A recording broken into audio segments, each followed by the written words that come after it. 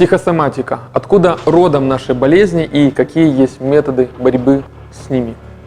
Почему же мы болеем? Иногда причина не ясна даже опытному врачу. Почему мы можем вылечиться, но вскоре происходит возврат той болезни, которая, казалось бы, уже давно должна была исчезнуть? Потому что чаще всего мы лечим последствия, а не причину. Ведь если не устранить корень, проблема вырастет вновь. Ответы на эти вопросы может дать наука психосоматика, которая говорит о том, что все наши болезни от нашей психологии. Согласитесь, ведь если взять пример людей, работающих и проживающих в одинаковых условиях, с одним климатом и даже с одинаковым каким-то образом жизни, но один из них постоянно болеет, а второй ни разу не был у врачей. Логика в том, что мысли и внутренний мир в двух этих случаях разные и ведет к разным физическим состояниям тела. Психосоматика как медицинский термин появился в 1818 году и придуман психиатром Йоганом Хайнратом, который впервые заговорил о том, что любая негативная эмоция, застрявшая в человеческой памяти, отравляет не только душу, но и подрывает его физическое здоровье. До него еще Платон был также убежден в этом. Я уже молчу за врачей восточной медицины, которые всегда были в этом уверены. Но все ли болезни идут от психосоматики? Ведь как объяснить, когда маленькие годовалые дети заболели тяжелой болезнью? Они ведь еще не в осознанном возрасте, чтобы из-за каких-то там обид в себе держать это чувство и запускать таким образом в себе саморазрушение. Про это вы узнаете, когда досмотрите это полезное видео до конца. Давайте для начала выделим, как и почему возникают психосоматические заболевания. Причина первая – условная выгода. Психологи говорят, что болезнь в этом случае условно выгодна ее обладателю. Человек начинает болеть чем-то из-за выгоды, которую может получить от этого. Как бы странно это ни звучало, но психосоматика говорит именно про это. К примеру, вы очень устали на работе, но не можете себе позволить сейчас отдых, хотя внутренне очень бы хотели этого. Организм вам решил помочь в этот момент. Он ослабляет ваш иммунитет, и вы начинаете болеть гриппом или еще чем-то другим, чтобы отлежаться дома и отдохнуть. Ведь наше подсознание считает, что оно лучше знает, что нам надо, и создает это вокруг нас. В общем, симптомы той или иной болезни – это способ социально адаптироваться, это способ выжить, можно так сказать. К сожалению, чаще всего очень такой непростой способ, который может даже убить. То есть часто подсознательно мы ищем внутренние выгоды, когда болеем. Даже тогда, когда чувствуем недостаточно заботы в наш адрес, мы тем самым резко чувствуем себя плохо, чтобы наши близкие проявили к нам эту заботу. Зачастую, кстати, дети с помощью болезней попросту восполняют дефицит любви и внимания к себе. Болезнь в данном случае – это не обман и не симуляция, просто образование симптома происходит у человека на неосознанном уровне, и он не понимает связь заболевания со своей психологической проблемой. Для взрослых болезнь может также быть единственным способом самооправдания какой-то своей собственной лени или бездействия. Для таких людей понимание того, что они не в силах взять себя в руки и сделать что-то важное для них, гораздо хуже самого заболевания. Или когда кто-то своим недугом хочет удержать партнера при разрыве отношений. Такая себе происходит неосознанная манипуляция. В данном случае, если вы заболели, вам важно просмотреть свою жизнь. Какие, возможно, выгоды вы хотели получить этой проблемой? Если вы поймете это и сами себе скажете, что на самом деле для вас важнее быть здоровым, вероятность того, что вы быстро выздоровеете, очень велика. Причина вторая – напряжение и стресс. Все мы слышали знаменитую фразу, что все болезни от нервов. Особенно в наше современное время информационные какие-то перегрузки, быстрый темп жизни, который сопровождается большим количеством стресса. Природа создала в нас стресс как аварийный режим для непонятных каких-то ситуаций. Проблема же современного человека в том, что этот режим включается очень часто, и чаще, чем необходимо. Ни одна система не может постоянно работать в аварийном режиме, она просто ломается.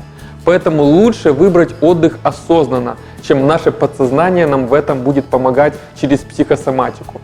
Если чувствуете, что устали, просто отдохните. Слетайте на море или все выходные пробудьте без телефона на природе. Ученые, кстати, давно уже доказали на профессиональных спортсменах, что если те давали себе правильный отдых, то их результаты были выше тех, кто себя не щадил.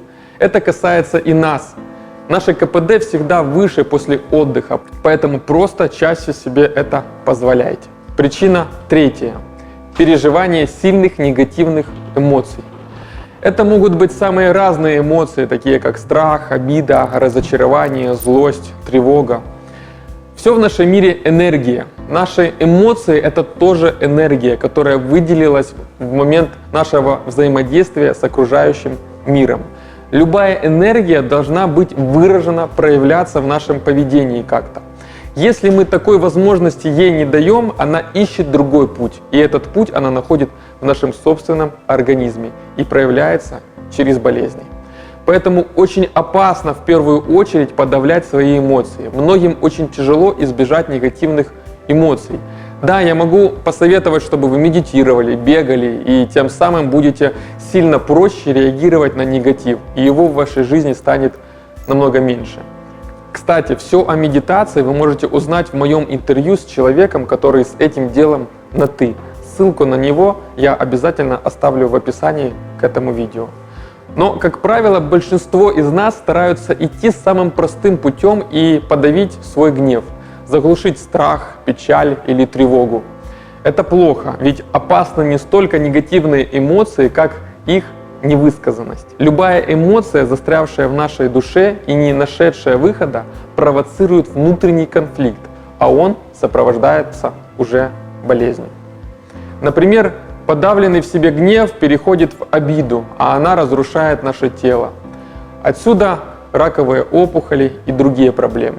К примеру, если женщина таит в себе обиду на мужчину, у нее начинаются проблемы по женскому здоровью. В общем случае разные.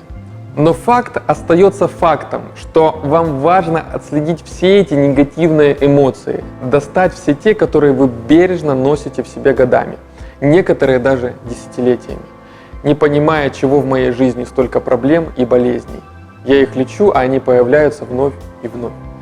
Важно как минимум взять лист бумаги и прописать все те чувства, которые вы чувствуете, все эти негативные эмоции. И после чего просто этот лист бумаги сжечь или выкинуть в урну. Или же на нем пишите все, о чем бы вы хотели поговорить с человеком, на которого у вас та или иная негативная эмоция.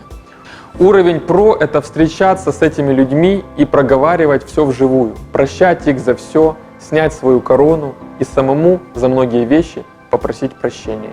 И тем самым очистить свое тело и душу от негатива, который мешает не только вашему здоровью, но и воплощению ваших желаний в жизнь. Природа не просто так придумала все эти эмоции. Ведь, допустим, гнев — это, по сути, мощная энергия, вынуждающая человека на что-то решиться, высказать и, наконец-то, принять какое-то важное для него решение. Тем самым мы корректируем правильность своего поведения и поведения других людей. Страх запускает сценарий самосохранения. Печаль дает возможность как-то проанализировать нашу жизнь или ту или иную ситуацию, по-новому посмотреть и взглянуть на мир. Но почему же тогда дети болеют?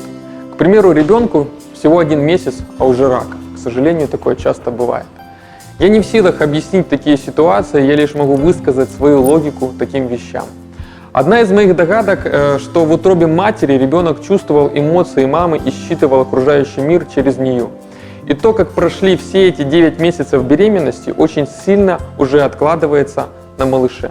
Второе, и, пожалуй, одно из основных моих убеждений, что многие болезни, особенно хронические, передаются нам с опытом нашей души. К примеру, у вас с детства очень сильно болят колени. Возможно, в прошлой жизни вы очень их травмировали и не могли ходить. И в этой отпечаток остался на информации вашей души и перенесся на это воплощение. Подтверждают мои слова и исследования одного гипнотерапевта Майкла Ньютона, который описал все эти случаи воспоминаний людей о своих прошлых жизнях в очень сильной книге, которую я всем всегда рекомендую. Называется «Путешествие души». Ссылку на нее я обязательно оставлю в описании к этому видео. Я не хочу сейчас сильно уходить в тему реинкарнации. Если она вам интересна, я сниму для этого отдельное видео, о котором вы сможете узнать первыми, если подпишетесь на мой канал и нажмете колокольчик, чтобы быть первыми, кто увидит новые выпуски. Друзья, тема психосоматики очень обширная. Я лишь затронул пару процентов из всей ее сути. Но тем не менее, я думаю, вам было полезно это видео, поэтому ставьте лайк, подписывайтесь на канал, делитесь этим видео с другими. Возможно, оно им поможет больше осознать причины их болезней и неудач. Ведь осознание чего-то – это уже полпути к победе над этим. Оставляйте свои комментарии на данную тематику, пишите ваши вопросы, и я с радостью на них отвечу. И самое главное, никогда в себе ничего не носите, кроме позитива, конечно же, улыбок и добра. И тогда ваша жизнь будет наполнена светом, а ваши желания будут реализовываться практически сами собой.